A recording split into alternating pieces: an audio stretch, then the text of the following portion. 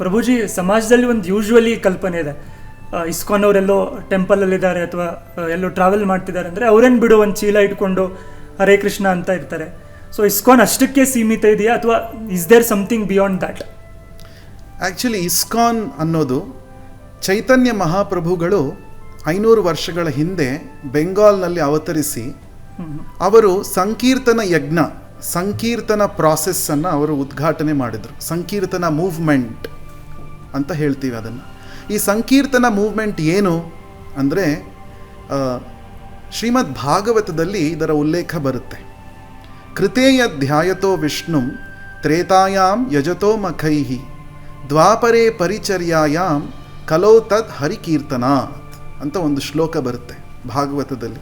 ಇದರ ಅರ್ಥ ಏನು ಅಂದರೆ, ಕೃತಯುಗದಲ್ಲಿ ಅಥವಾ ಸತ್ಯಯುಗದಲ್ಲಿ ನಾವು ಧ್ಯಾನಾದಿಗಳನ್ನು, ತಪಸ್ಸುಗಳನ್ನು ಮಾಡಿ ಯಾವ ಸಿದ್ಧಿಯನ್ನು ಸಾಧಿಸ್ತಾ ಇದ್ನೋ ಮನುಷ್ಯ, ಅದು ತ್ರೇತಾಯುಗದಲ್ಲಿ ಸ್ವಲ್ಪ ಚೇಂಜ್ ಆಯಿತು. ತಪಸ್ಸು ಮಾಡೋಕ್ಕೆ ಸಾಧ್ಯ ಆಗ್ತಾ ಇರಲಿಲ್ಲ ತ್ರೇತಾಯುಗದಲ್ಲಿ. ಅದಕ್ಕೆ ಬೇರೆ ಪ್ರಾಸೆಸ್ ಏನು, ತ್ರೇತಾಯಾಮ್ ಯಜತೋ ಮಖೈ, ಯಜ್ಞಯಾಗಾದಿಗಳನ್ನು ಮಾಡುವುದರ ಮೂಲಕ ಭಗವತ್ ಸಾಕ್ಷಾತ್ಕಾರವನ್ನು ಪಡೆಯೋದಕ್ಕೆ ಸಾಧ್ಯ ಆಗ್ತಾ ಇತ್ತು. ಅದು ತ್ರೇತಾಯುಗದಲ್ಲಿ.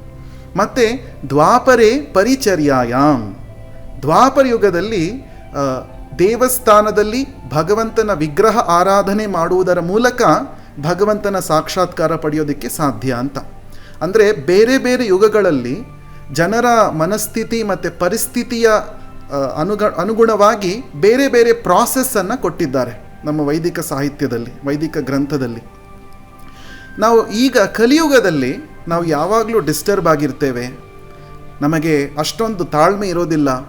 ನಾವು ಹೋಗಿ ತಪಸ್ಸು ಮಾಡಬೇಕಪ್ಪ, ಯಜ್ಞ ಯಾಗಾದಿಗಳನ್ನು ಮಾಡಬೇಕು ಅಂದ್ರೂ ಅದು ಅಷ್ಟೊಂದು ಸುಲಭವಾದ ವಿಧಾನ ಅಲ್ಲ. ಮತ್ತು ದೇವಸ್ಥಾನ ಕಟ್ಟೋದಿರಲಿ, ದೇವಸ್ಥಾನ ಆಲ್ರೆಡಿ ಇರೋದು ಕೂಡ ನಾವು ಭೇಟಿ ಮಾಡೋದು ಬಹಳ ಕಷ್ಟ, ವಿರಳ ಆಗ್ತಾ ಇದೆ.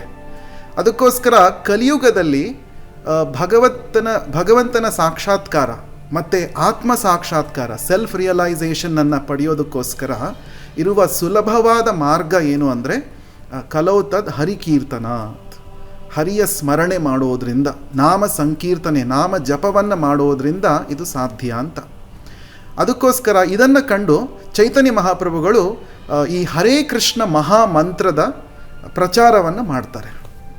ಈ ಕಲಿಯುಗದ, ಇವಾಗ ದಾಸರು ಕೂಡ ಹೇಳಿದ್ದಾರಲ್ವ, ಕಲಿಯುಗದೊಳು ಹರಿನಾಮವ ನೆನೆದರೆ ಉದ್ಧರಿಸುವವು ಕುಲಕೋಟಿಗಳು ಅಂತ. ಅಂದರೆ ಈ ಕಲಿಯುಗದಲ್ಲಿ ನಾಮ ಸಂಕೀರ್ತನೆ, ನಾಮ ಜಪ ಮಾಡುವುದರಿಂದ ಮಾತ್ರ, ಅಥವಾ ಬಹಳ ಸುಲಭವಾದ ನಾಮ ಜಪವನ್ನು ಮಾಡುವುದರಿಂದ ಯಾರೇ ಆಗಲಿ ಅವರು ಆಧ್ಯಾತ್ಮದಲ್ಲಿ ಉನ್ನತಿಯನ್ನು ಪಡೀತಾರೆ ಮತ್ತು ಮನಸ್ಸಿನ ಶಾಂತಿಯನ್ನು ಕೂಡ ಅವರು ಪಡೀಬಹುದು. ಸೊ ಇದಕ್ಕೋಸ್ಕರ ಅದರಿಂದನೇ ನಮ್ಮ ಇಸ್ಕಾನ್ ಸಂಸ್ಥೆಗೆ ಇನ್ನೊಂದು ಹೆಸರು ಏನು ಅಂದರೆ ಹರೇ ಕೃಷ್ಣ ಮೂವ್ಮೆಂಟ್ ಅಂತಲೇ ಕರಿತೀವಿ. ಮತ್ತು ಭಕ್ತರನ್ನು ಕೂಡ ಹರೇ ಕೃಷ್ಣ ಭಕ್ತರು ಅಂತಲೇ ಕರಿತೀವಿ. ಸೊ ಇದು ಹರೇ ಕೃಷ್ಣ ಮಹಾಮಂತ್ರ ಅನ್ನೋದು ಈ ಕಲಿಯುಗಕ್ಕೆ ಪ್ರಿಸ್ಕ್ರೈಬ್ಡ್ ಪ್ರಾಸೆಸ್, ಯುಗ ಧರ್ಮ ಅಂತ ಕರಿತೀವಿ ಇದನ್ನು.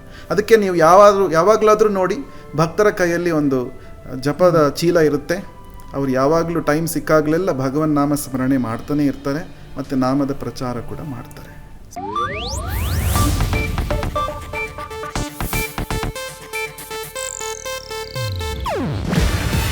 ಇದು ಏಷ್ಯಾನೆಟ್ ನ್ಯೂಸ್ ನೆಟ್ವರ್ಕ್ ಪ್ರಸ್ತುತಿ.